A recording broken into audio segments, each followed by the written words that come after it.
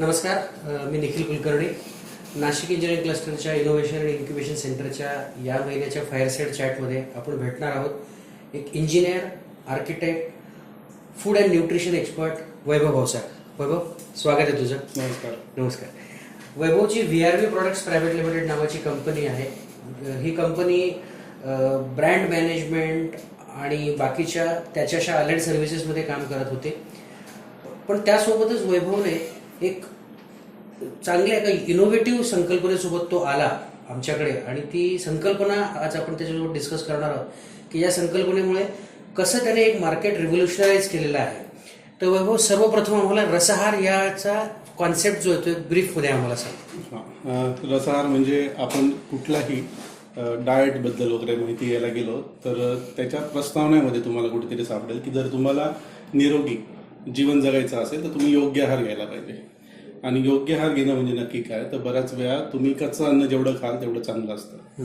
पण जर तुम्ही कच्चं अन्न खाऊ शकत नसाल तर त्याला दुसरा पर्याय दिलेला आहे की तुम्ही रस करून प्या, त्याचा ज्यूस करून तुम्ही पिऊ शकता. मग ही कन्सेप्ट आम्हाला कुठेतरी सुचली की लोकांना याची गरज आहे, म्हणून आम्ही रसआहार नावाचा एक नवीन स्टार्टअप चालू केला, ज्याच्यामध्ये रोज लोकांना आम्ही वेगवेगळे फळभाज्या आणि पालेभाज्या यांचे ज्यूस बनवतो ताजे, ज्याच्यामध्ये कुठल्याही प्रकारचे शुगर किंवा कुठल्याही प्रकारचं स्वीटनर किंवा कुठल्याही प्रकारचं आपण जे म्हणतो की त्याला शेल्फ लाईफ वाढवण्यासाठी काही आपण त्याच्यात टाकत नाही. ते पूर्णपणे नॅचरल असतं आणि ते सकाळी जवळपास 8 वाजेपर्यंत लोकांच्या घरी पोहोचतं. ते ताजं त्याला पितात आणि त्याच्या वेगवेगळे त्यांना चांगले फायदे त्याच्यातून दिसू लागतात. बरं, आता प्रश्न असा आहे की आज मार्केटमध्ये बऱ्याच ठिकाणी ज्यूस मिळत आहेत आपल्याला, फ्रोझन ज्यूस सुद्धा मॉल्समध्ये जे मिळत आहेत वगैरे, किंवा लोक फळं सुद्धा खात आहेत. असा कुठला प्रॉब्लेम तो सॉल्व्ह करतो? निरोगी हे मला कळलं, निरोगी आयुष्य पाहिजे, पण एक स्टार्टअप म्हणून जेव्हा आपण स्टार्टअप म्हटलो तो कुठल्या तरी एका अनऑर्गनाइज सेक्टरला ऑर्गनाइज करते आणि कुठला तरी प्रॉब्लेम सॉल्व्ह करून एक सस्टेनेबल आणि कमर्शियल मॉडेल लॉन्च करते. तर यात रसहार कशा पद्धतीने फिट बसलाय? जर आपण मार्केटमध्ये मिळणारे कुठलेही ज्यूस बघितले तर त्यात तुम्हाला लक्षात येईल की तुम्ही जर नीट वाचलं तर तुम्हाला लेबलवर कुठे ना कुठे लिहिलेलं दिसेल की शुगर ही बरीच असते त्याच्यामध्ये. आणि काही ज्यूस तर असे आहेत की त्याच्यामध्ये जे ज्यूसचं नाव आहे, समजा पोमोग्रेनेट ज्यूस आहे तर त्याचा फ्लेवर टाकलेला असतो, तोही रिअल नसतो.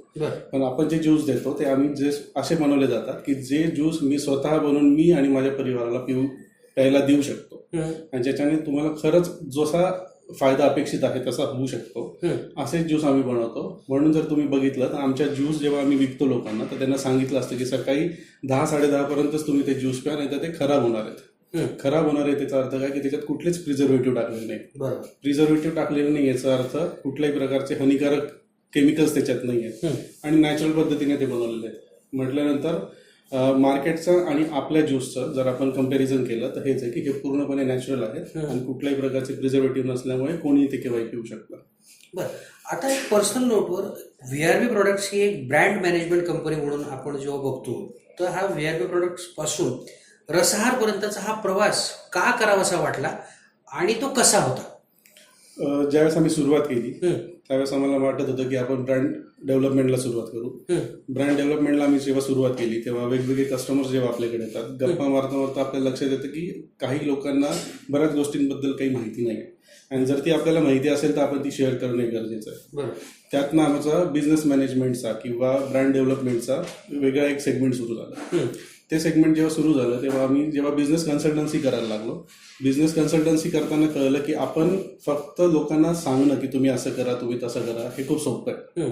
पण ते खरंच करण्यासाठी निर्णय क्षमता जी लागते ती एखाद्या ओनरची किंवा एखाद्या लिडरची केव्हा बनते किंवा तो एखाद्या गोष्टीला हो किंवा नाही केव्हा म्हणतो, हे जर तुम्हाला समजून घ्यायचं असेल तर कुठेतरी आपल्यालाही कुठला तरी व्यवसाय करून बघावा लागेल. आणि त्याच वेळेस आपल्याला प्रत्येक परिस्थितीमध्ये कुठला निर्णय कधी घ्यायला पाहिजे किंवा नाही घ्यायला पाहिजे हे तेव्हा कळतं. मग आम्ही त्या विचारातच होतो की आपण असं काहीतरी चालू करू जेणेकरून आपल्यालाही स्वतःचा व्यवसाय शिकता येईल आणि त्यातनंच जे शिकतोय आपण ते लोकांना आपल्याला सांगता येईल, ज्याचा फायदा त्यांना त्यांच्या व्यवसायात होईल. मग अचानक सिद्धांत माझ्यासोबत जॉईन झाला. तो ऑलरेडी फूडमध्ये त्याचा खूप चांगला इंटरेस्ट आहे आणि त्यांनी इव्हेंट मॅनेजमेंट केलेलं आहे, तर त्याची पण अशीच काहीतरी इच्छा होती. मग बऱ्याचदा आम्हाला एक लक्षात आलं की खूप लोकांना काय करायचं माहिती आहे, कसं करायचं हे माहित नाही. मग त्याला काय करायचं माहिती होतं आणि मला कसं करायचं हे माहिती होतं. दोघं आम्ही जॉईन झालो आणि तिथनं तसंच म्हणजे योग्य आहार आणि रसआहारचा उदय झाला. अच्छा, योग्य आहार आणि रसआहार याचा तिथून उदय झाला. बरं, आता हा सगळा जो प्रवास हा नाही म्हणला तरी आपण म्हणजे तुझी कंपनी तू 2018ला तुम्ही सुरू केली. बरोबर. 2018 आणि आपण आता 2024 मध्ये जेव्हा बोलतोय तेव्हा याच्यात असे काही काय चॅलेंजेस आले जे तुला प्रेक्षकांना सांगावेसे वाटतात ॲज अ स्टार्टअप म्हणून, की जे तू ओव्हरकम केलेस आणि अजूनही तुझ्याकडे ते चॅलेंजेस आहेत? सगळ्यात महत्वाचं चॅलेंज हे सगळ्यांनाच असतं, ते म्हणजे फंड्स. फंड्स. मग ज्यावेळेस आम्ही सुरुवात केली, आमची इच्छा होती की आम्हाला योग्य आहार सुरू करायचा आहे. योग्य आहारचं महत्वाचं काम काय असणार आहे तर वेगवेगळ्या प्रकारचे भारतीय डाएट फूड लोकांपर्यंत पोहोचवणे. पण जेव्हा आम्ही बसलो आणि प्लॅनिंग करायला बसलो तर प्लॅनिंग करताना कळलं की आपल्याला नाही म्हटलं तरी बराच लाख रुपयाचा त्याच्यामध्ये खर्च होणार आहे. आणि आमची बुटस्ट्रॅप कंपनी आहे किंवा आम्ही फर्स्ट जनरेशन बिझनेसवाले लोक आहोत, त्याच्यामुळे आपल्याकडे एवढं फंडिंग असणं शक्य नसतं. किंवा शून्यात जेव्हा आपण असतो तेव्हा कुठलेही लोक तुमच्यासोबत इन्व्हेस्ट करायला तयार नसतात. बरोबर. मग आम्ही काय केलं की योग्य आहार हा मेन ब्रँड होता, पण थोडासा अभ्यास करून आम्ही त्याचा सब ब्रँड आधी ओपन केला, रसआहार नावाचा. अच्छा. ज्याच्यासाठी सुरुवात करताना आम्हाला फक्त 5,000 रुपये लागले, कारण घरचंच मिक्सर, घरचंच ज्युसर, फक्त पॅकेजिंग मटेरियल आणि बाहेरनं काही पॅकेजिंग आणि सिलिंग करण्याचं छोट्या छोट्या मशिनरी आपण विकत घेतल्या, तिथनं सुरू झालं. मग सगळ्यात महत्वाचं फक्त आयडिया किंवा फक्त प्रोडक्ट महत्वाचं नाही, तर तुमची सिस्टीम कशी असते हे सुद्धा तेवढंच इम्पॉर्टंट आहे. मग आम्ही सुरुवात केली. सुरुवात करताना आम्ही 6 महिने पहिले प्रोडक्टचा अभ्यास केला, 1 महिना प्रोडक्टचे ट्रायल झाले, 1 महिना मार्केट रिसर्च झाला. या मार्केट रिसर्चमधनं आम्हाला 17 क्लायंट मिळाले आणि आम्ही एक गोष्ट ठरवून ठेवली होती की आपण ह्या 17 क्लायंटने आपल्याला 100 न्यायपर्यंत आपण मार्केटमध्ये कोणाला सांगायचं नाही की आम्ही काय करतोय. त्याचं महत्वाचं कारण असं होतं की आपला व्यवसाय पहिले जोपर्यंत आपण शिकत नाही तोपर्यंत आपण दुसऱ्याला तो शिकवू शकत नाही किंवा दुसऱ्यांपर्यंत आपण तो पोहोचवू शकत नाही. मग ह्या 17 लोकांनी आम्हाला 100 क्लायंट दिले. या 100 क्लायंटने हळूहळू आम्हाला डिमांड सांगायला सुरुवात केली की तू असं करा, तुम्ही तसं करा. असं करत करत आमच्या प्रोडक्टची रेंज पण वाढली आणि हळूहळू करत आमचा आवाका पण वाढत गेला. आणि आता आमच्याकडे नाही म्हटलं तरी 70 पेक्षा जास्त वेगवेगळ्या प्रकारचे ज्युसेस आहेत.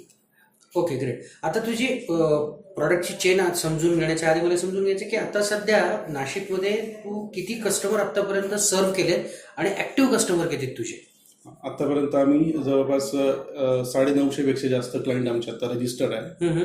आतापर्यंत आम्ही जवळपास नाही म्हटलं तरी 1.5 ते 2 लाख पेक्षा जास्त युनिट्स आम्ही सेल केलेले आहेत. आणि नाशिकमध्ये आमचा जवळपास 150 किलोमीटरचा रोजचा रन आहे.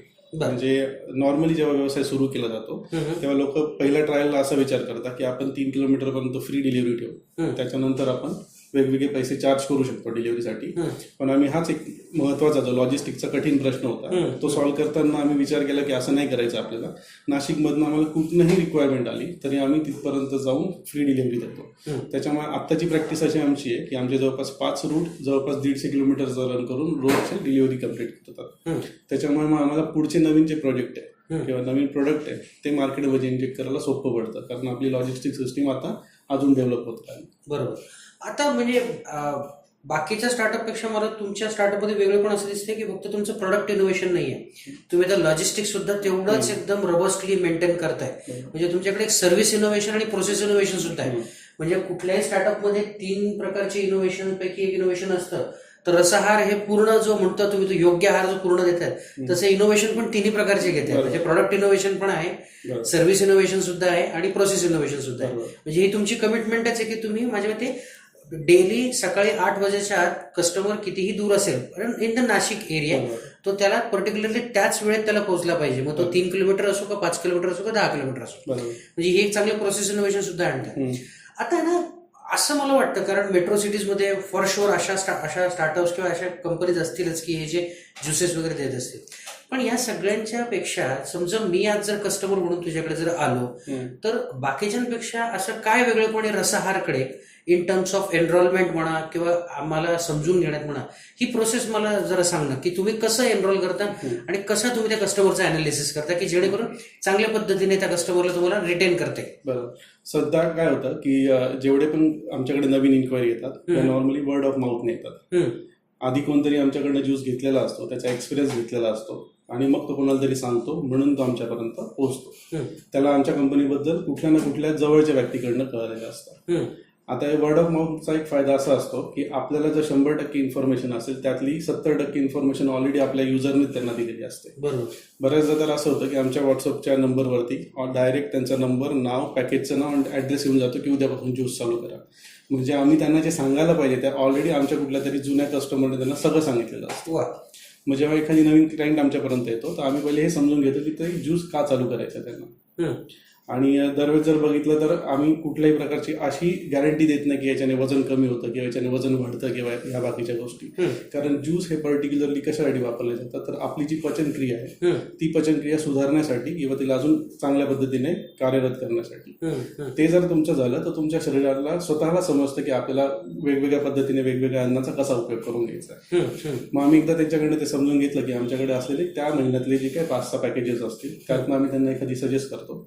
ते ट्रायल घेतात 5-6 दिवस. आमचं नाही म्हटलं तरी मिनिमम पॅकेज आहे 1 महिन्याचं असतं, म्हणजे 30 दिवसाचं. ते ट्रायल घेतल्यानंतर त्यांना स्वतःलाच कळायला लागतं की आपल्यात काही फरक जाणवतोय नाही जाणवतोय काय. मग त्याच्यानुसार थोडीशी कन्सल्टन्सी होते आणि ते कंटिन्युएशन मध्ये येतात. आणि असं होऊ शकतं की एखादी ज्यूस घेऊन 30 दिवस किती घेणार, कंटाळा येऊ शकतो. म्हणून दर महिन्याला आमच्याकडे वेगवेगळे पॅकेजेस असतात. मग दर महिन्याच्या 5-6 दिवस आधी लोकांना कळतं की पुढच्या महिन्याचे पॅकेजेस कुठले आहेत, त्यानुसार ते सिलेक्ट करतात आणि मध्ये कंटिन्युएशन मध्ये येतात. आमचे काही महिन्याला पॅकेजेस वेगवेगळे आहेत. बरोबर. काही पॅकेजेस असे आहेत की वर्षानुवर्ष चालतात. काही पॅकेजेस असे जसं की सीझनल, त्याच्यानंतर स्पेशल. सीझनल पॅकेज आपण कशाला म्हणू शकतो की समजा आता हिवाळा आला तर हिवाळ्यामध्ये गाजर येतात, आवळे येतात, उन्हाळा आला की आंबे येतात, त्याच्यानंतर टरबूज येतं. मग ज्या सीझन मध्ये जे आहे, जसं आयुर्वेदात म्हटलं की तुम्ही रिजनल आणि सीझनल खायला पाहिजे. मग त्या रिजन मध्ये ज्या सीझन मध्ये जे उगतंय त्याच्या वेगवेगळे ज्युसेस आम्ही लोकांपर्यंत पोहोचवतो. आणि काही पॅकेजेस असे की ते वर्षभर भेटतात, जसं आवळ्याचं पॅकेज झालं किंवा नंतर ग्रीन ज्यूस नावाचं आमचं एक पॅकेज आहे, ते वर्षभर लोकांना भेटू शकतात. मग ते घेतल्यानंतर त्यांना त्याचे वेगवेगळे परिणाम जाणवतात. असं म्हणायला हरकत नाही की रसाहार जो आज सध्या पूर्ण जगाचा जो सगळ्यात मोठा इश्यू आहे, ओबेसिटी आणि डायजेशन, हा जो सगळ्यात मोठा इश्यू आहे त्याला कॅटर करते, म्हणजे प्रिव्हेंटिव्ह हेल्थ केअर मेकॅनिझम मध्ये जात आहे. आणि तो पण एका चांगल्या पद्धतीने, कारण लोकांना आज प्रत्येकाला फ्रुट्स तर खायचे आहेत पण ते त्या योग्य प्रमाणात त्यांना मिळत नाहीये, योग्य इन्ग्रेडियंट त्यांना मिळत नाही. Nobody can every time they can carry their own fruits वगैरे, त्यांना तुम्ही त्या सर्व्हिसेस देताय. पण या सर्व्हिसेस फक्त डोमेस्टिक आहेत की समजा उद्या कुठल्या इंडस्ट्रीने पण तुम्हाला म्हणलं की आमच्याकडे तुम्ही सकाळी 8 पर्यंत देऊ शकाल का? तसंही करतो. आतापर्यंत आम्ही जेवढं सर्व केलेलं आहे ते असं होतं की आम्ही एक तर घरी पोहोचवतो, काही लोकांच्या ऑफिसेसला पोहोचवतो, काही लोक बँकेत कामाला तिथे पोहोचवतो, काही विद्यार्थ्यांना शाळेत पोहोचवतो आणि तसंच काही लोकांना कंपनीत पण पोहोचवतो. म्हणजे तुमचं टार्गेट कस्टमर असं फिक्स नाहीये. टार्गेट कस्टमर आमचा तोच आहे ज्याला त्याचं हेल्थ कळते, ज्याला काहीतरी करायचंय, काहीतरी खायचंय जे हेल्दी आहे पण त्याला अवेलेबल होत नाही, बस तो आमचा टार्गेट कस्टमर आहे. सगळ्यात महत्वाची गोष्ट म्हणजे रसाहारचं, if I am not wrong, अजूनही डिजिटल मीडियामध्ये तुम्ही अजून काही प्रेझेन्स निर्माण न करता आज तुमचे 190 कंटिन्युअस कस्टमर आहेत आणि तुमचा फुटफॉल हा किंवा फुटप्रिंटिंग इन 950 कस्टमरचे. पण मग आता ठीक आहे, तू युसेट की ज्याला हेल्थ बद्दल काळजी आहे, पण हेल्थ बद्दल प्रत्येकाला काळजी आहे, तरी आपल्याकडे जंक फूडचे स्टॉल्स ओपनच आहेत, सगळं काही सुरूच आहे. पण मग अशा कस्टमर्सला तुम्ही कसे घेणार, कारण हेच तर मेन कस्टमर आहेत की ज्यांना हेल्थ बद्दल कळत नाही. सो तुमच्या कॅम्पेनच्या दृष्टीने काय विचार आहे? तसं बघायला गेलं तर गंमत अशी आहे की ज्या लोकांना जिभेचे चोचले पुरवायचे ते कोणाच ऐकत नाही. पण एकदा जर डॉक्टरने त्यांना सांगितलं ते मजबुरीने का होईना त्यांना ते घ्यावं लागतं. बरोबर. मग बऱ्याचदा असं असतं की त्यांना जर समजा डॉक्टरने सांगितलेलंच आहे, याचा अर्थ रिकमेंडेशन झालेलं आहे कुठेतरी, मग त्यावेळेस त्यांना ते शोधायचं असतं की कुठे असं भेटतंय का. त्यांना असं पहिले वाटतं की आपण मार्केटमध्ये अवेलेबल असलेले ज्युसेस पिऊन बघू, ज्यूस सेंटरने, पण त्याच्यात भरमसाठ साखर असते किंवा बाकीच्या गोष्टी पण असू शकतात.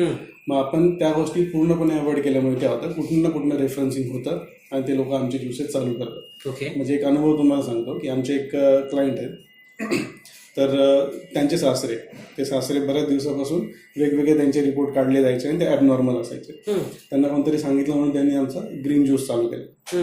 6 महिने त्यांचा ग्रीन ज्यूस कंटिन्यू चालू होता. 6 महिन्यानंतर जे मेडिकल रिपोर्ट आले त्यावेळेस त्यांना डॉक्टरने स्वतः विचारलं की तुम्ही असं वेगळं काय केलेलं आहे, जेणेमुळे थोडेफार काय होईना याच्यामध्ये चेंजेस, पॉझिटिव्ह चेंजेस दिसतात.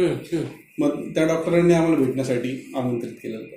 अरे वा. मग याच्यातनं आम्हाला कळायला लागलं की भले आपण लगेच खूप काही रिसर्च करून, खूप काही लॅब टेस्ट करून वगैरे करत नाही, पण त्याचा ऍक्च्युअल लोकांपर्यंत तो इफेक्ट येतोय तर लोक स्वतःच आपल्याला शेअर करतात. त्याच्यामुळे मग ज्याला ते समजतं की एक वेळ असते की खूप जास्त त्रास झाल्यानंतर लोक कुठेतरी त्यांची जीवनशैली बदलतात. म्हणजे तुम्हाला अजून हसण्याची एक गोष्ट सांगतो की एक क्लायंट होता आमचा, तो बऱ्याचदा दारू प्यायचा आणि त्यांनी जसं आमचा ज्यूस चालू केला तर पुढच्या दर महिन्यामध्ये जवळपास 11-11:30 मला फोन यायचे. ते दोघं मित्र, तिघं चौघं मित्र दारू पित असायचे. तो त्यांना सांगायचा रसाहार एक्सप्लेन कर. तर त्याचा एकच मेन पॉईंट असायचा तो दररोज दारू प्यायला बसल्यानंतर बिल बघायचा. बिल 4-5 हजार असायचं. मग तो त्यांना सांगायचा, बघ 4 हजाराची दारू आपण पिऊ शकतो, मग 850चा ज्यूस काय. दुसऱ्या दिवसापासून ज्यूस चालू होईल. अरे म्हणजे फॅन्टॅस्टिक. असे वेगवेगळे बरोबर आहे, effect त्याचे असतात. Word of mouth. आणि कारण कस्टमरचं स्वतःचं टेस्टिमोनियल होतं. पण बरं, हे आता जसं म्हणलंस की तू जे आता 190 जे तुझे कंटिन्युअस कस्टमर आहे यांचं काही आपण फीडबॅक घेत असतो किंवा कसं मॅनेज करतो. आणि त्यातही ॲडिशनली प्रश्न असा आहे की बऱ्याच जणांना डायबिटीस आहे कारण किंवा लेडीजला मेनस्ट्रल हायजीनचे इश्यूज असतात ते पर्टिक्युलर महिन्यात, किंवा काही लेडीजला एक दुर्धर आजार सुद्धा असतात. मग असं तुम्ही काही तुमच्या फीडबॅकमध्ये किंवा एनरोलमेंटच्या दरम्यान तुम्ही काही नोंद करून घेता आणि त्या दृष्टीने काही काम करता? हो, ज्यावेळेस कुठलाही नवीन युजर आमच्यापर्यंत पोहोचतो तेव्हा आम्ही पूर्ण त्यांचा फॉर्म भरून घेतो. त्या फॉर्म मध्ये त्यांची इंडिव्हिज्युअल इन्फॉर्मेशन असते, मेडिकेशन्स असतात, काही प्रिकॉशन्स आहेत का ते बघतो. आपला फूड डिपार्टमेंटशी किंवा फूड प्रोडक्टशी आपला संबंध असल्यामुळे आम्ही एक गोष्ट नियमात धरून ठेवलेली आहे की आपण काय करायचं हे नंतर बघू, काय नाही करायचं हे आधी बघायचं. ग्रेट. कारण ज्यावेळेस एखादी प्रेग्नंट वुमन असते ती आमचा ज्यूस घेते, आम्ही ऑलरेडी त्यांच्या लिस्टिंगमधनं पपई असेल किंवा ओली हळद असेल असे ज्यूस अवॉइड केलेले असतात. ओके. आणि नुसतं हे अवॉइड करणं हे महत्वाचं नाहीये, तर ते न बनता न पॅक होता त्यांच्यापर्यंत न पोहोचणं हे पण तेवढंच महत्वाचं आहे. मध्ये नाही म्हटलं तरी 5 ते 6 लोक काम करत आहेत. तर ही कम्युनिकेशन सिस्टीम कशी डिझाईन करायची याच्यावर पण आमचं काम असतं. म्हणून मग पहिले कोणाला काय नाही द्यायचं ते आम्ही पहिले बघतो आणि त्याच्यानुसार मग जे द्यायच्या गोष्टी त्या रेग्युलरली बेसिसवर त्यांना दिलेल्या असतात. ओके. आणि जेव्हा आम्ही एनरोल करतो त्याच वेळेस त्यांना सांगून ठेवतो की तुम्हाला जर असं कुठे जाणवलं काही, खूप काही असं वेगळं घडणार नाहीये. जसं आता तुम्ही याच्या आधी बघितलं असेल की दुधी भोपळा खाऊन एखादी व्यक्ती मेला किंवा तो ऍडमिट झाला. मग जर ह्या गोष्टी आहेत तर आम्ही आधीच ते अवॉइड करून ठेवतो. म्हणजे ज्याची रिस्क हाय ती कोणाला द्यायचंच नाही, म्हणून आम्ही ते देतच नाही. जी गोष्ट दिल्यानंतर जास्तीत जास्त जुलाब होऊ शकतात किंवा अशा काही गोष्टी घडू शकतात, म्हणजे या घडतात असं नाही, घडू शकतात, इथपर्यंतच आपण फक्त रिस्क घेतो, जास्त रिस्क घेत नाही. बरोबर. आणि त्याच्यानुसार कस्टमरला आधीच पूर्ण माहिती दिलेली असल्यामुळे तो पण रेडी असतो. आणि त्याला जर असं काही जाणवलं तर तो आपल्या कस्टमर केअरला फोन करून डिस्कस करतो आणि त्यानुसार वेगवेगळे बदल केले जातात. आपली टीम, आता तू बोलता म्हटलं 5-6 लोक या सगळ्या गोष्टीत बघतात, तर आपली टीम टोटल किती लोकांची याच्यात? ओव्हरऑल टीम आता सध्या 15 लोकांची आहे. 15 लोकांची टीम हे सगळं काम बघते. आणि याच्यात ऑन ग्राउंड डिलिव्हरीसाठी किती आहेत आणि ऑफिस? 7 लोक डिलिव्हरी करतात 190 कस्टमर्सला. गुड. मला फक्त एकदा प्रॉडक्ट दाखवणं, म्हणजे आपल्या प्रेक्षकांना ते प्रॉडक्ट्स पण पाहता येतील, तुझे काय काय वेगवेगळी रेंज आहे.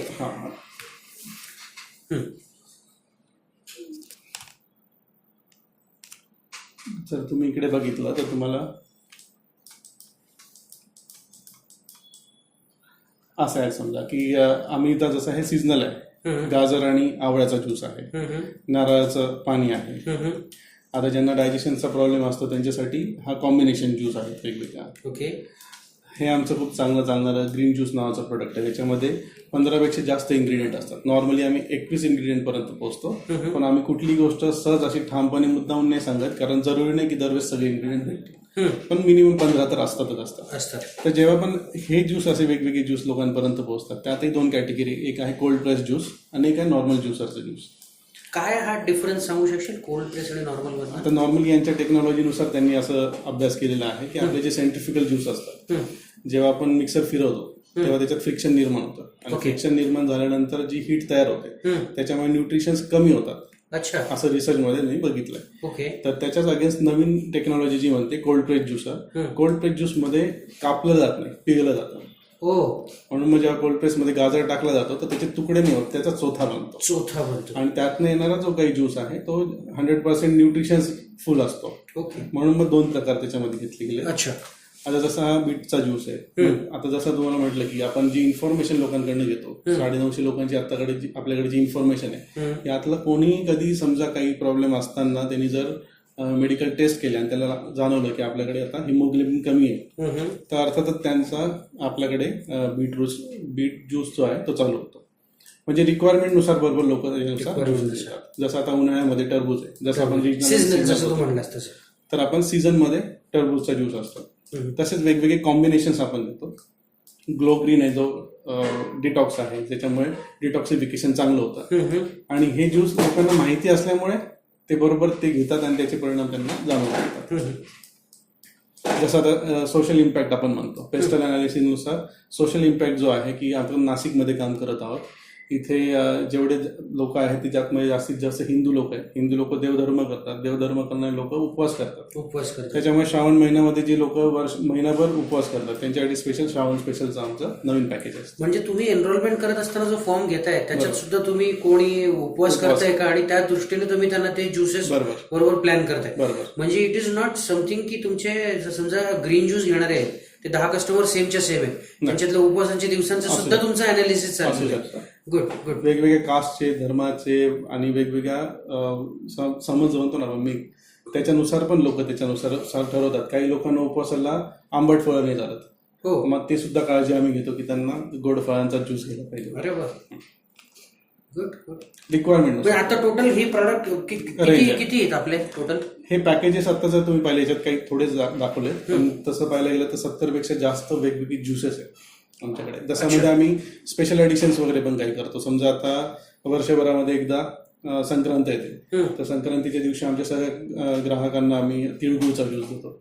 तिळगुळाचा ज्यूस जो मार्केटमध्ये अवेलेबल नाही नाहीच आहे. महाशिवरात्रीला कवटाचा ज्यूस असतो, तो पण मार्केटमध्ये अवेलेबल नाही. गुड. तर असे काही इनोव्हेटिव्ह गोष्टी आम्ही करत असतो. अच्छा. आणि त्याच्यानुसार कस्टमर रिटेल होतो. बरं, आता हे सगळं करत असताना, कारण आता हे सगळं कोल्ड प्रेस असेल किंवा नॉर्मल वगैरे असेल, याचं तुमचं सगळा जो चोथा आहे किंवा जे काही तुमचं लेफ्ट ओव्हर साईडला पडतंय, मग हे याच्याबद्दल तुमचं आता सध्या काय सुरू आहे आणि काही फ्युचर प्लॅन काय त्याच्या बाबतीत? त्याच्यावरती 2 ते 3 वेगवेगळे प्लॅन आम्ही करून ठेवले. आता सध्या सिस्टीम किंवा मशिनरी याच्या अभावी आम्हाला सध्या तो फेकावा लागतो. मध्ये आम्ही काही ट्रायल्स घेतले, त्याच्यातनं आम्ही स्वतःच खत बनवतोय. अच्छा. आणि त्याच्या नेक्स्ट लेवल अजून जाऊन आम्ही त्याच्यातनं फायबर बिस्किट्स वगैरे आपण जे म्हणतो, जे शरीरासाठी चांगले असतात, त्याचं पण डेव्हलपमेंट आमचं आता चालू आहे, जेणेकरून झिरो वेस्टच्या वरती आम्ही काम करतो. Zero waste. येस. एक स्टार्टअप फाउंडर म्हणून तुला ऑडियन्सला काय सांगायचं वाटेल, त्याच्या टॉपच्या कुठल्या 3 गोष्टी तू म्हणशील? कारण तू सुद्धा बूटस्ट्रॅप केलंय, राईट? बूटस्ट्रॅप केलंय, प्लस तू इंजिनियर आर्किटेक्ट असून तू पुन्हा ह्या अशा वेगळ्या फील्डमध्ये आला and you become a food and nutrition expert. नाही म्हणलं तरी, कारण मी तुझा फॉर्मही तो बघितला, त्याच्यात तुम्ही एकदम वेगवेगळ्या पद्धतीने सगळं नमूद करून ठेवलं. तर अशा कुठल्या 3 गोष्टी ज्या कुठल्याही स्टार्टअपने त्याच्यावर फोकस करायला पाहिजे, अशा कुठल्या वाटतात तुला? नॉर्मली काय आहे, आपल्याला आयडिया खूप लोकांकडे असतात. मग प्रत्येकाला असं वाटतं की मी काढलेली आयडिया बरोबरच आहे. तर नॉर्मली त्यांनी काय करायला पाहिजे की कुठली आयडिया तुम्हाला वाटत असेल तर ती पेपरवर उतरवा. पेपरवर उतरवताना त्याचे जे काय फायदे तोटे तुम्हाला वाटतात ते करा. दुसरी गोष्ट म्हणजे त्याचं प्लॅनिंग प्रॉपर करा, कारण प्लॅनिंग प्रॉपर नसलं तर आपण सुरू केल्यानंतर सुद्धा आपल्याला बरेचसे प्रॉब्लेम्स येत असतात. आणि तिसरी महत्वाची गोष्ट म्हणजे ट्रायल्स घेतल्याशिवाय कुठलंही प्रोडक्ट मार्केटमध्ये उतरायचं नाही. आणि आपली टीम काय म्हणते याच्यापेक्षा आपला उपयोग करता, म्हणजे ज्याला आपण युजर म्हणतो, तो काय म्हणतो याच्यावर जास्त लक्ष द्या. कारण बऱ्याचदा स्टार्टअप म्हणजे आपण पण जेव्हा दुसऱ्यांचे ॲज अ बिझनेस कन्सल्टंट म्हणून काम करतो, त्यावेळेस लक्षात येतं की त्यांची जी कोर टीम असते ते त्यांच्यामध्ये भांडत बसतात, बरोबर, की मी जे सांगतो तेच करा. तर आमच्या टीमचं एकच काम आहे की कोण काय म्हणते हे महत्वाचं नाही, आपला उपयोग करता किंवा ग्राहक काय म्हणतो हे जास्त महत्वाचं आहे. मग आपण थोडीशी काय होईना ट्रायल घेतल्यानंतरच आपल्याला लक्षात येते. त्या गोष्टीला तुम्ही प्रोडक्ट वाईज 1 ते 2 महिन्याचा कालावधी द्यायला पाहिजे. मार्केटमध्ये एकदा तुम्ही लॉन्च झाल्यानंतर 1-2 महिने घ्या, काही लोक 3-3, 6-6 महिने पण घेतात. आणि मग ठरवा की खरंच तुम्ही जे विचार करताय ती आयडिया मार्केटमध्ये चालू शकते का. कारण कुठलाही स्टार्टअप चालू करताना 2 गोष्टी जर तुमच्याकडे असतील, जागा आणि पैसा, तर तुम्ही सहज चालू कराल. पण त्याला चालू ठेवणं आणि त्याला वाढवणं हे खूप कठीण असतं. ते फक्त तुमच्या स्ट्रॅटेजी प्लॅनिंगवरतीच ठरतं. पण आता रसाहार सध्या नाशिकच्या बाहेर एक्सपांड होण्याचा काही एक पुढच्या 3-5 वर्षात काही प्लॅन आहे? हो, आम्ही आमचं एक माइलस्टोन ठरवलं आहे की आम्ही जो पूर्ण प्लॅनिंग करून ठेवलेलं आहे, तर आयडियल पोझिशनला जोपर्यंत ते प्लॅनिंग इथे इम्प्लिमेंट होत नाही नाशिकला, जसं आमचं आता फ्युचर स्कोपमध्ये ऍप्लिकेशन येणार आहे, मग थोडक्यात टेक्नॉलॉजी आपण अडॅप्ट करतो आहोत. मग टेक्नॉलॉजी सकट जोपर्यंत आपल्याला लक्षात येत नाही की एखादी ऑर्डर पंच झाल्यानंतर ती दुसऱ्या दिवशी योग्य पद्धतीने लोकांपर्यंत पोहोचणं आणि याच्यानुसार त्याच्यासोबत बाय प्रोडक्ट जे असतील ते सुद्धा जॉईन करणं किंवा इतर नवीन प्रोडक्ट इन करणं, या सगळ्या गोष्टी जेव्हा आयडियल पोझिशनला नाशिकमध्ये घडतील त्यावेळेस आपण दुसरीकडे एक्सपान्शन करण्याचा विचार करतात. म्हणजे आम्हाला ऑलरेडी काही लोकांनी सांगितलेलं आहे की आम्ही फंडिंग करतो, मुंबईला किंवा पुण्याला तुम्ही या. फ्रँचायझिंग मॉडेल तुम्ही इंट्रोड्यूस करणार, but it will be definitely headquarter in Nashik only. नक्कीच. जे काही सोर्सिंग असणार आहे, आता ज्यूस तिकडेच तयार होतील, कारण तुमची कमिटमेंट तीच आहे की तुम्हाला फ्रेश ज्यूस द्यायचे ते. पण मेन सोर्सिंग किंवा वेअर हाऊसिंग जे आहे headquarter will be at Nashik only. आणि इट्स गुड, कारण नाशिक एक ऍग्रिकल्चरल बेल्ट सुद्धा आहे, त्याच्यामुळे ते फूड प्रोसेसिंगच्या इंडस्ट्री सुद्धा जास्त प्रमाणात आहे. आणि रसाहार सारखा ब्रँड इतका चांगल्या पद्धतीने वरती आलाय. कस्टमरचा फीडबॅकच्या दृष्टीने काय सांगशील? म्हणजे तुम्ही आता कस्टमरचे फीडबॅक कसे कलेक्ट करतात आणि त्या फीडबॅकवर तुमची कामं कशी चालतात? म्हणजे टीम ब्रेनस्टॉर्मिंग वगैरे कसं होतं? आमच्याकडे नॉर्मली काय होतं की टीम कमी आहे. म्हणजे आपण म्हटलं तर तसं बघायला गेलं काय आहे की नुसार आपल्याला जवळपास 20 डिपार्टमेंट काम करतात, पण टीम खूप कमी तू नाही म्हटलं तरी प्रत्येक स्टार्टअपचं चॅलेंजेस येते. आहे. तर मग टीम कमी असल्यामुळे आम्ही काय केलं, फीडबॅकच घ्यायचं आहे ना तर फक्त कुठल्याही सॅटिस्फाईड कस्टमरपेक्षा अनसॅटिस्फाईड कस्टमरकडनं फीडबॅक घ्या, अरे वा, कारण त्याच्याकडे इनपुट द्यायला जास्त असतं. जास्त असतं. मग आम्ही एक पद्धत ठेवली की कोणाची कंप्लेंट आली तर फीडबॅकचा एक फॉर्म आहे आमचा, तो फॉर्म घ्यायचा आणि डायरेक्ट त्याची एक मीटिंग फिक्स करायची आणि त्याच्या घरी जाऊन यायचं. बरं. आणि त्याचा अजून एक नियम आहे, त्याला भरायला नाही द्यायचा तो फॉर्म, आपण गप्पा मारत मदत भरायचा. कारण त्याला जो राग आहे किंवा त्याचे जे काही मिसकन्सेप्शन असतील तर तो बोलून आपल्याला दाखवतो. ते बोलता बोलता आपण बरोबर इकडे मार्किंग करू शकतो.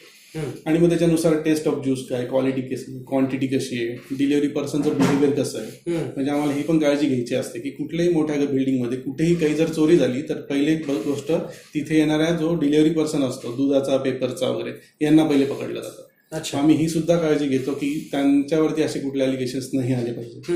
त्याच्यानुसार नियमावली ठरवलेली असते की कुठल्या डिलिव्हरी बॉयने घराच्या आत एंट्री नाही करायची. मग या सगळ्या गोष्टी आम्ही फीडबॅकमध्ये घेतो. तुम्हाला टेस्ट कशी वाटली, क्वालिटी कशी होती, क्वांटिटी कशी होती, डिलिव्हरीचा टाइम कसा होता, सगळ्यात जास्त आवडलेला ज्यूस कुठला, न आवडलेला ज्यूस कुठला, या सगळ्या गोष्टींचा अभ्यास करून आम्ही ते आमच्या मीटिंगमध्ये ठेवतो आणि त्याच्यानुसार ठरवतो की आपल्याला कुठले बदल आपल्या प्रोडक्टमध्ये किंवा सिस्टीममध्ये करायचे आहेत.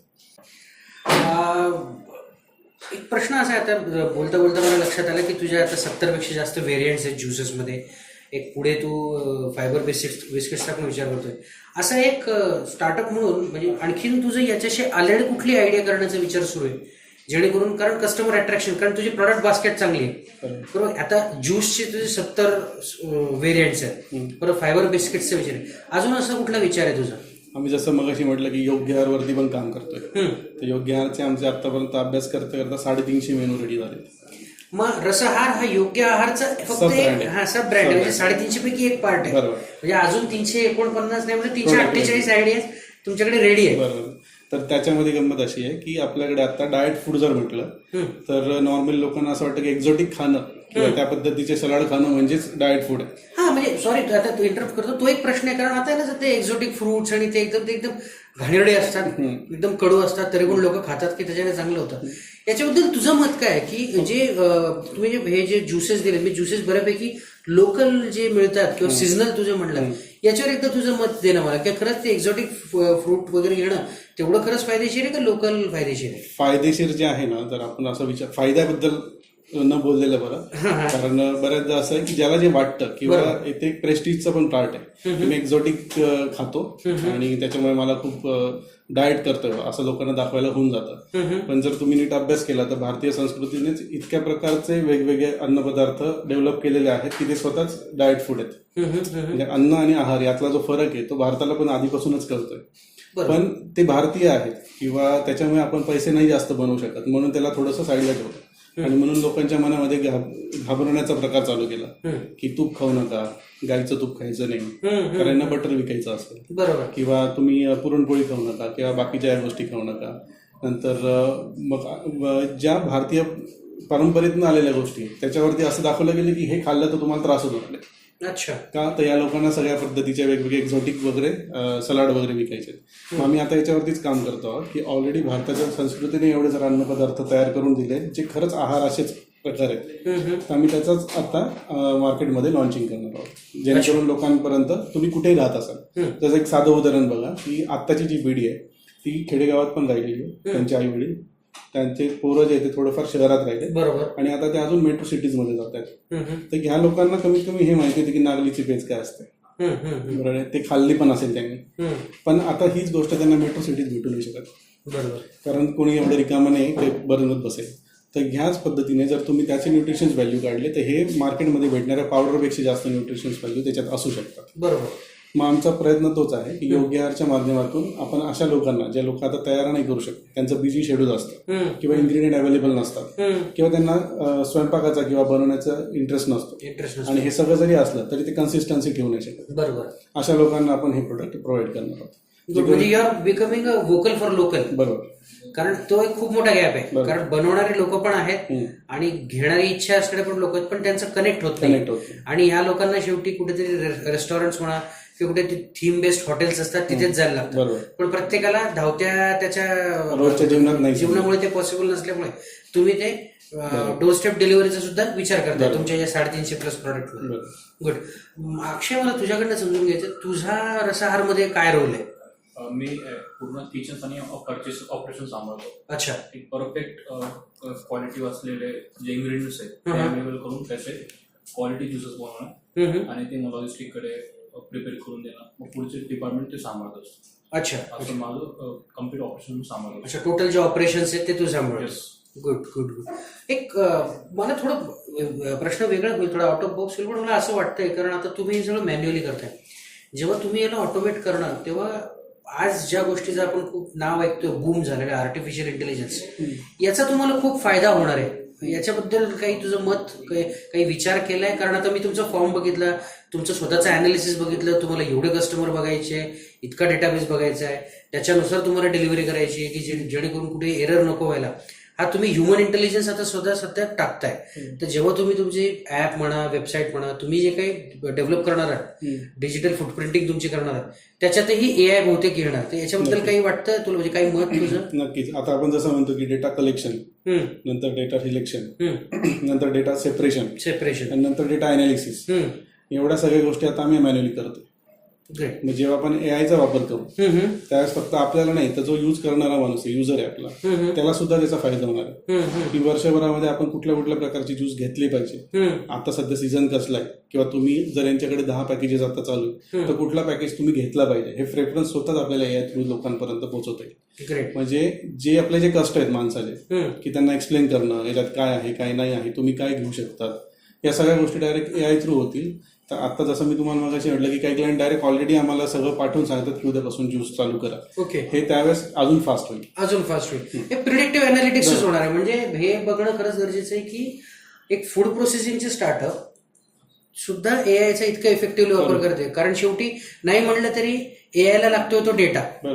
For artificial intelligence data is money. आणि तुम्ही तो डेटा ह्यूज फॉर्मॅटमध्ये आणि ह्यूज म्हणण्यापेक्षा डायव्हर्सिफाईड फॉर्म मध्ये तुम्ही कलेक्ट करताय, जो तुम्ही स्वतः दोघं तिघं तुम्ही त्याचा इंटेलिजन्स तुमचा अप्लाय करून जे करताय, तर AI निश्चितच तुम्हाला तेवढी मदत करणार आहे. म्हणजे वी आर लुकिंग फॉरवर्ड की रसाहारचा एखाद्या दिवशी चॅटबॉट असेल की तो चॅटबॉट आम्हाला रिकमेंड करेल. कारण नॉट पॉसिबल फॉर एव्हरीवन. कारण तुमची म्हटल्याप्रमाणे 15 लोकांची टीम आहे, स्टार्टअप म्हटल्याप्रमाणे उद्या 25ची टीम जरी झाली तरी कस्टमर सुद्धा वाढणार आहे, ती स्कॅरसिटी असणारच आहे. म्हणजे टेक्नॉलॉजीचाही खूप जवळून तुम्हाला याच्यात उपयोग होणार आहे. पुढचा एक प्रश्न, साधारण गेल्या 2-3-4 वर्षापासून तू नाशिक इंजिनिअरिंग क्लस्टर सोबत कनेक्टेड आहे. एक तुला कशा पद्धतीने तिथल्या इन्क्युबेशन सेंटर्सकडनं किंवा तिथल्या लोकांकडनं तुला कशी मदत मिळाली, तिथले जे मेंटर्स त्यांनी काय मार्गदर्शन केलं, याच्यावर तर तुझं मत मला हवं होतं. खूप खूप वेगवेगळ्या पद्धतीने. जसं ज्यावेळेस आपण स्टार्टअप मध्ये असतो आणि आपल्याला बरेचसे चॅलेंजेस असतात, त्या चॅलेंजेस मध्ये काही गोष्टी असतात की आपल्या त्या आवाक्याच्या बाहेर असू शकतात. बरोबर. म्हणजे आपण एक्सपिरियन्स करत करत करत शिकत असतो. पण असं म्हणतो ना आपण की आधीच आपल्याला काही गोष्टी माहिती असतील तर आपला कदाचित स्टार्टअप अजून चांगलं सुरळीत पद्धतीने चालू. तर जेव्हापासून मी नाशिक इंजिनिअरिंग क्लस्टर सोबत जोडलं गेलो होतो त्यावेळेस वेगवेगळ्या पद्धतीने माथुर सर असतील, अक्षदा मॅडम असतील, इव्हन आता तुम्ही जेव्हा जॉईन झाले तर आपलं रेग्युलर जेव्हा बोलणं होतं तेव्हा बरेचसे काही प्रश्न असतील तर त्याच्यातनं आपल्याला वेगवेगळे उत्तर भेटतात किंवा ऑप्शन्स भेटतात. बरोबर. याआधी असं नसतं, याआधी आपण जेवढं सर्च करू तेवढंच दिसतं, पण ऑलरेडी तुम्ही त्या एरियामध्ये असतात त्याच्यामुळे आम्हाला त्याच्यातनं बऱ्याचशा वेळेस ऑप्शन्स कळतात की या 3 ऑप्शन्स पैकी आपण कुठला ऑप्शन घेतला पाहिजे. आणि वेळोवेळी वेगवेगळे जे इव्हेंट होत असतात त्याच्यामध्ये आपण गेल्यामुळे तिथले जे काही सेमिनार्स असतात ते सेमिनार अटेंड केल्यामुळे अजून आपल्याला एक व्ह्यू आपला चेंज होतो आणि आपल्याला ते कुठे ना कुठे आपल्या स्टार्टअपमध्ये वापरल्यानंतर त्याचा इफेक्ट जाणवतो. मग अर्थात विदाऊट इन्क्युबेशन काम करणं आणि विथ इन्क्युबेशन काम करणं याच्यामध्ये जमीन असण्याचा फरक असतो. एक प्रोटेक्टेड एन्व्हायरमेंट मिळते. म्हणजे तुम्हाला पूर्ण अशी तुमचे एफर्ट्स लावण्याची गरज नाही. काही ना काही ज्या गोष्टी आहेत, लिगल म्हणा, कमर्शियल्स म्हणा, याचं तुम्हाला कुठे कुठेतरी फर्स्ट एडचं जे मार्गदर्शन मिळते. आता नाशिक ही सिटी मुंबई आणि पुण्याच्या हाकेच्या अंतरावर आहे, तरी सुद्धा असं म्हणलं जायचं आधी एक साधारण 4-5 वर्षांपूर्वी की इथे स्टार्टअप होत नाही किंवा इथे स्टार्टअप सपोर्ट होत नाही. तर हे फायरसाईड चॅट करण्याचा उद्देश असा होता की अशा स्टार्टअप्स आहेत त्या इनव्हिजिबल आहेत किंवा ते त्यांचे काम करण्यात आहेत. तर नाशिकच्या स्टार्टअप इकोसिस्टम बद्दल, कारण आता तू एक ब्रँड मॅनेजमेंट मध्ये पण आहे, म्हणजे you are also meta startup, बरोबर. जिथे तू स्टार्टअप्सला त्यांच्या त्या पर्टिक्युलर ब्रँडिंग मध्ये मदत करतोय आणि रसाहारचा तुझं ब्रँडच आहे.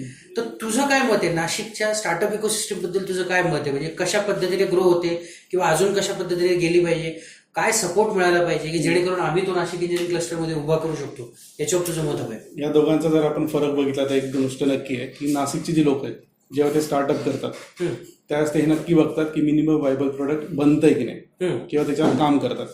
हे जर आपण दुसऱ्यांचं बघितलं किंवा आपण मार्केटमध्ये जो अनुभव घेतो तर लोकांची एक सवय झालेली आहे की डिजिटल जास्त त्यांचा प्रेझेन्स दाखवणं किंवा जी गोष्ट नाही ती मोठी करून दाखवणं. याच्यामुळे काय होतं की बरेचसे आपण जेवढे पण स्टार्टअप वगैरे बघतो की जे ऑनलाईन आपल्याला दिसत आहे तर जरुरी नाही की ते रन होत आहेत. बरोबर. होऊ शकतात की यातले जवळपास 50% स्टार्टअप वर्ष 2 वर्षानंतर बंद पण पडतात.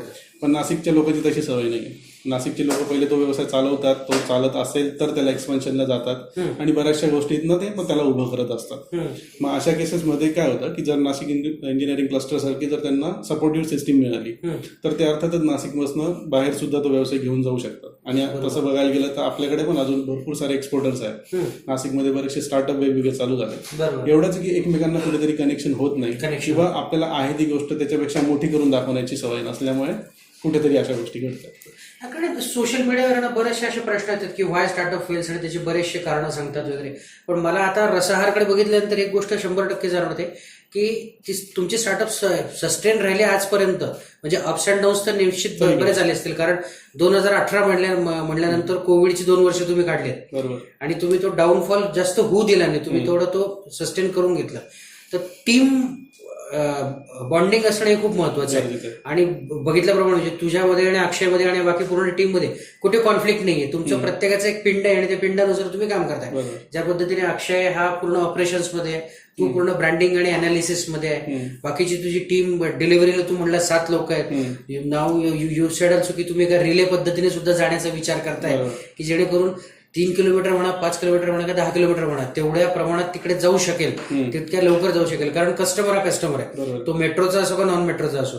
Wien he says I am paying he needs, म्हणजे ते त्या जंक फूडच्या याच्यानुसार झालेलं आहे की 30 मिनिट्स डिलिव्हरी, तर इथे पण तसंच आहे. पण इट्स गुड की तुम्ही ते करताय तसं. आणि खूप छान, खूप बरं वाटलं. तुझं काही या फायर सेट जेट मध्ये तुला काही आणखी असं सजेशन की ते आम्ही इन्कॉर्पोरेट करावं यानंतर, काय तुझं मत यामध्ये? नाही, हे रेग्युलर तेच आहे की जे स्टार्टअप असतात त्याचे जे लीडर असतात किंवा टीम मेंबर असतात, बऱ्याचदा त्यांना असं वाटतं की आपण कोणासोबत एखादी आयडिया जर शेअर केली तर कदाचित ती लगेच कोणीतरी दुसरीकडे वापरला जाऊ शकतं.